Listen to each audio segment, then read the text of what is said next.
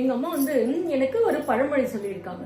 அதாவது, உள்ளொன்று வைத்து புறம் ஒன்று பேசுவார் உறவு களவாமை வேண்டும் அப்படின்னு வள்ளுவர் சொல்லியிருக்காரு இல்லைங்களா?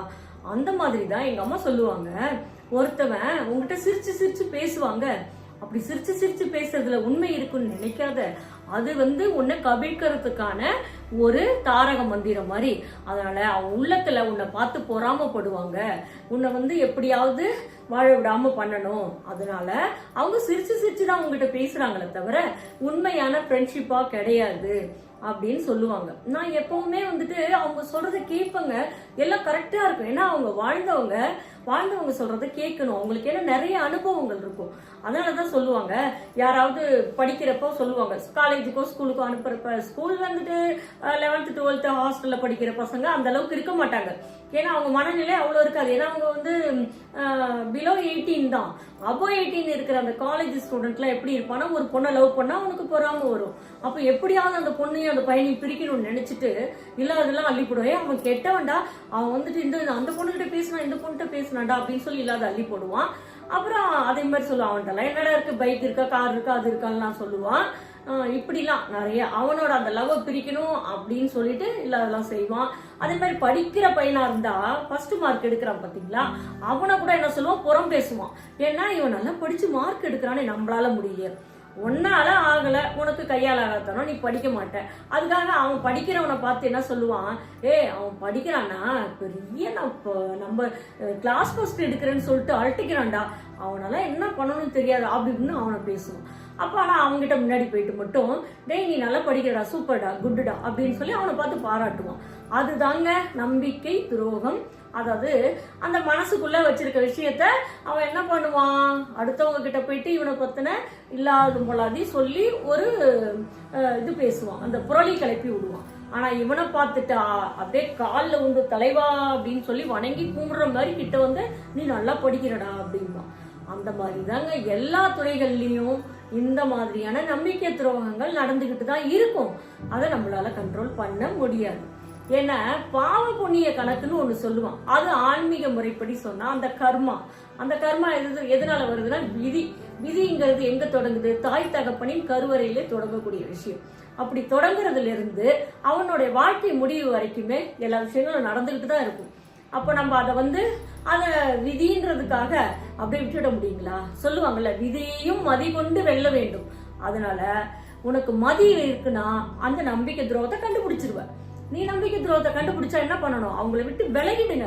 எதற்காகவும் மன்னிக்க கூடாது. மன்னிச்சீங்கன்னு வச்சுக்கோங்க, நீங்க போய் அதல பாதாளத்துல விழுந்துருவீங்க. உங்க வாழ்க்கையில எந்த முன்னேற்றத்தையும் அவங்க செய்ய விடாத உங்களை தடுக்கிறது தான். மெயினா உங்களோட இமேஜ உடைக்கணும். அதுதான் அவங்களோட தாட்டா இருக்கும். ஏன் தெரியுங்களா?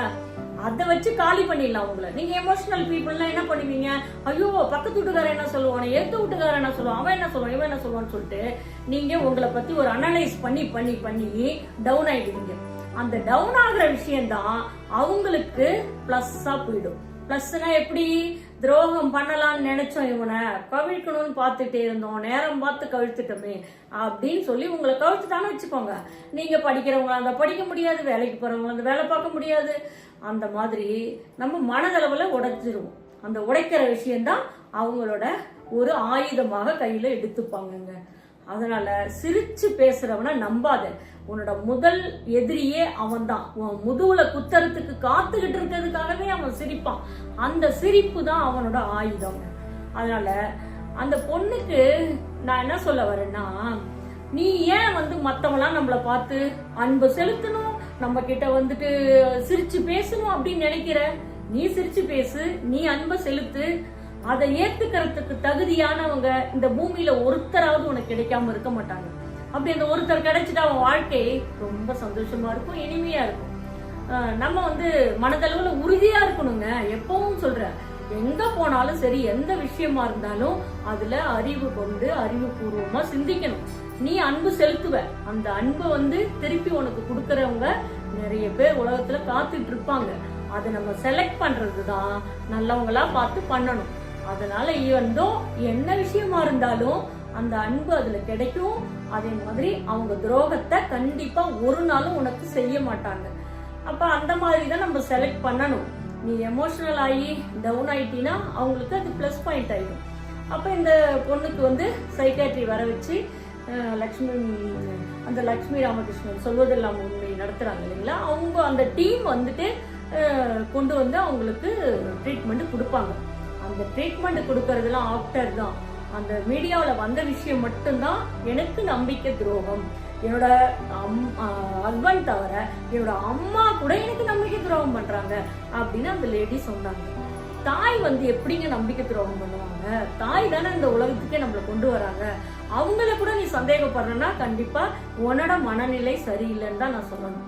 அதனால இந்த மாதிரியான ஒளிபரப்புகள்லாம் நம்ம டிவிலயோ சோசியல் மீடியாவிலயோ பாக்குறப்ப அதை பார்த்து மத்தவங்க எல்லாம் வந்துட்டு பயந்துடக்கூடாது. அதனால அதெல்லாம் உண்மை கிடையாது. நீ ஸ்டெப்பனா இருக்க, நீ ஸ்ட்ராங்கா இருக்க, நீ ஓடுற, உழைக்கிற, வெற்றியை பாக்குற, அப்புறம் எதுக்கு நீ வந்து கவலைப்படுற? என்னை யாரும் பாராட்டல, என்னை யாரும் வந்து கொஞ்சல அப்படின்ட்டு பாராட்டுக்கு மயங்கினா உன்னோட புத்தி என்ன ஆகும்? டவுன் ஆயிடும்.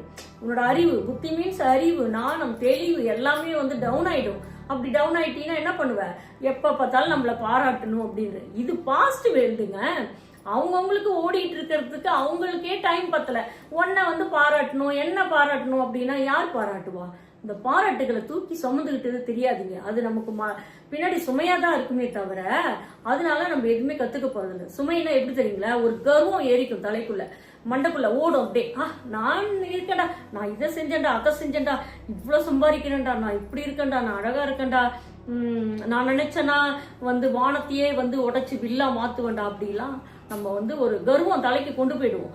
அதனால இந்த பாராட்டுதலுக்கு கண்டிப்பா நீங்க மயங்கவே கூடாது. அது மாதிரி அன்பு கொடுக்கலையே, அன்பு செலுத்தலையே அப்படின்னு சொல்லிட்டு கண்டிப்பா ஏமாறாதீங்க. அது நமக்கு தேவையில்லாத விஷயம். அதை வச்சு நம்ம என்ன பண்ண போறோம்? பணம் தருமா, இல்ல வேற ஏதாவது நமக்கு கொடுக்குமா? நம்ம செய்ய போற வேலையை அது செஞ்சு முடிக்குமா? முடிக்காது.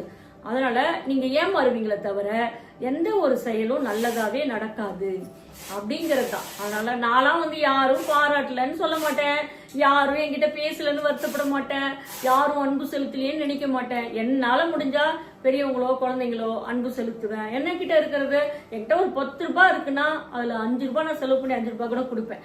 அந்த ஒரு மனநிலை இருக்கு. அதெல்லாம் வந்துட்டு அந்த மாதிரி போதும் என்ற மனம் தான் புண் செய்யும் மருந்து அப்படின்னு சொல்லுவாங்க. அதனால வாழ்க்கையில வந்து அன்பு கிடைச்சா என்ன, பணம் கிடைச்சா என்ன, எது கிடைச்சா என்ன, அந்த வாழ்க்கையை நீ தானே வாழணும். அதனால வாழ்ந்துட்டு போ. அதுக்காக இப்படி மனசுடைஞ்சு நம்ம போய் எங்க நின்னாலும் நம்மள சைக்காட்ரிக் பைத்தியம் சொல்லி சைக்கோன்னு சொல்லி ஒரு சைக்காட்ரி டாக்டர் தான் வர வைப்பாங்க. இப்ப ஜீ தமிழ்ல அவங்களுக்கு என்ன கொடுத்தாங்க, என்ன சொல்யூஷன் கிடைச்சது? அவங்க டிவில ஒர்க் பண்ற அத்தனை பேர் கட்டி பிடிச்சு நான் அன்பு செலுத்துறேன், உன்னை நம்புறேன் அப்படின்னு யாரும் சொல்ல வரல. என்ன பண்ணாங்க? அவங்க ஒரு சைக்காட்ரியை கூப்பிட்டு விட்டுட்டாங்க. அவங்க பங்குக்கு அந்த அது ஒரு கண்டென்ட்டா எடுத்துக்கிட்டாங்க, அது ஒளிபரப்புறாங்க. அவ்வளவுதான். அது வந்து எதுக்காக இவ்வளவு ஒரு மனசு நான் வருத்தப்பட்டு இந்த அளவுக்கு பேசுறேன்னா, எந்த ஒரு மனிதனாக இருந்தாலும் சரி, ஆணோ பெண்ணோ, படிக்கிற மாணவர்களோ இருக்கட்டும், வேலை செய்வங்களா இருக்கட்டும், யாரா இருந்தாலும் மனிதன், அந்த மனித மனம் என்ன பண்ணும்? ஏதாவது ஒரு விஷயத்துக்கு ஏங்கும். அந்த ஏங்குற விஷயத்த கொஞ்சம் தட்டி உள்ளே இரு அப்படின்னு சொல்லிட்டு நீ அறிவுபூர்வமா சிந்திச்சு செயல்பட்டினா உனக்கான வெற்றிகள் கிடைக்கும் இல்லையா? அப்ப நீ ஆசைப்பட்டது கிடைக்கும் இல்லையா? அதெல்லாம் நீ அனுபவிக்க தானே போற. ஒரு நாள் மண்ணில் பிறந்தா இந்த மண்ணில் நீ சாகிற வரைக்கும் தான் துன்பத்தை அனுபவிக்கணும்னு இல்லை. அது விதி கிடையாது. நீ துன்பத்தை ஒரு 10 வருஷம் அனுபவிக்கிறனா இன்பத்தை 15 வருஷம் கூட அனுபவிக்கிற அளவுக்கு இந்த பிரபஞ்சம் வந்து உனக்கு கொடுக்க காத்துக்கிட்டு கிடக்கு. அதனால உன்னோட செயல்ல நீ கண்டிப்பா வந்து திறமையா, நம்பிக்கையா, ஒரு தன்னம்பிக்கையோட ஓடிக்கிட்டே இருந்தீங்கன்னு வச்சுக்கோங்க, யாரும் உங்களை துரோகம் இல்லை, நம்பிக்கை துரோகத்தை கண்டிப்பா உங்களுக்கு பண்ணவே முடியாது. நீ விழிப்போட இருக்க. விழிப்பு மீன்ஸ் தூங்கிட்டு இருந்து எந்திரிக்கிறது கிடையாது, புத்தியால விழிச்சிட்டு இருக்கிறீங்க. அப்போ உங்களை யாராவது வெல்ல முடியுமா? உங்ககிட்ட அன்பை வந்து கொடுக்கல அப்படின்னா நீங்க கவலைப்படுவீங்களா? எதுவுமே கிடையாது. அதனாலதான் நான் வந்துட்டு அந்த பொண்ணுக்காக நான் கடவுள்கிட்ட ப்ரே பண்ணேன், இவ்வளோ ஃபீல் பண்றாங்களே அப்படின்னு சொல்லிட்டு. அதனால ஸ்ட்ராங்கா இருக்கணும். எப்பவுமே நம்ம ஸ்ட்ராங்கா இருந்தோம்னு வச்சுக்கோங்க, எந்த விஷயமும் நம்மள உடைக்க முடியாது அப்படிங்கறதுதான். அதனால நம்பிக்கை துரோகம்னா இனிமே பயப்படுவீங்களா? பயப்படவே கூடாது.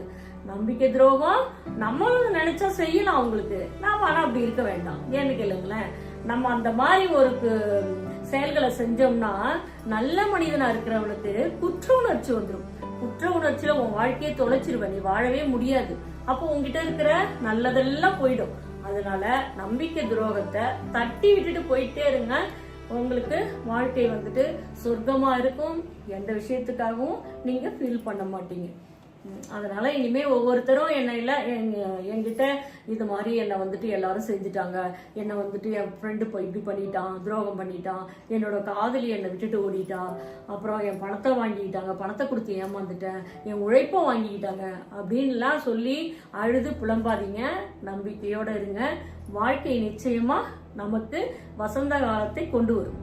நம்ம நம்பிக்கையும் தன்னம்பிக்கையும் நம்மளோட அறிவுபூர்வமா நம்ம செயல்படுற விஷயங்களும் நம்மள கண்டிப்பா ஒரு நாள் மேம்படுத்தும் அப்படிங்கிறது தான்.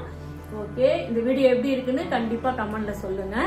Okay, bye, see you next video. Bye bye.